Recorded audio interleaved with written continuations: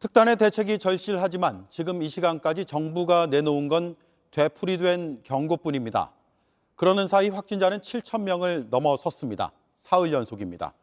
위중증 환자도 850명을 넘어섰습니다. 환자가 넘쳐 병상은 이미 가득 찼는데 정부 대책은 병상을 더 내놓으라고 병원을 압박하는 게 사실상 전부입니다. 정부의 문제점 오늘도 집중 보도합니다. 윤영탁 기자입니다. 생활치료센터에 있는 확진자가 몸에 이상을 느껴도 중증 병상으로 가는 건 쉬운 일이 아닙니다.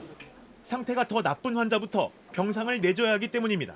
혈압이라든지 체온 문제가 없으면 일단 관찰하라는 명령이 내려온다는 것이죠. 이 환자들의 불안감은 이루 말할 수가 없다라고.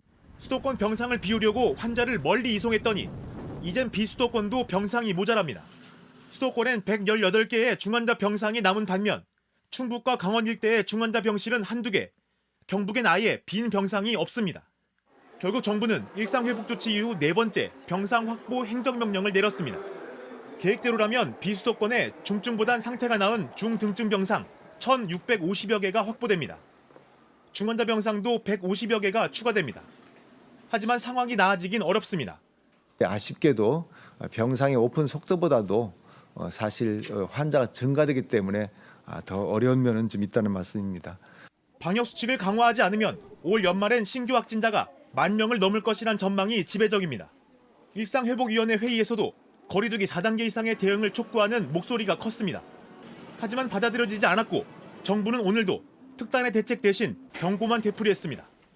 반전이 어렵다고 판단될 경우에는 정부는 강력한 사회적 거리두기 등을 포함한 특단의 방역 대책을 결정할 수밖에 없음을 거듭 말씀드립니다. 정부가 주저하는 사이 오늘 남양주의 한양병원이 또 모든 병상을 코로나19 치료에 내놓겠다고 밝혔습니다. JTBC 윤영탁입니다.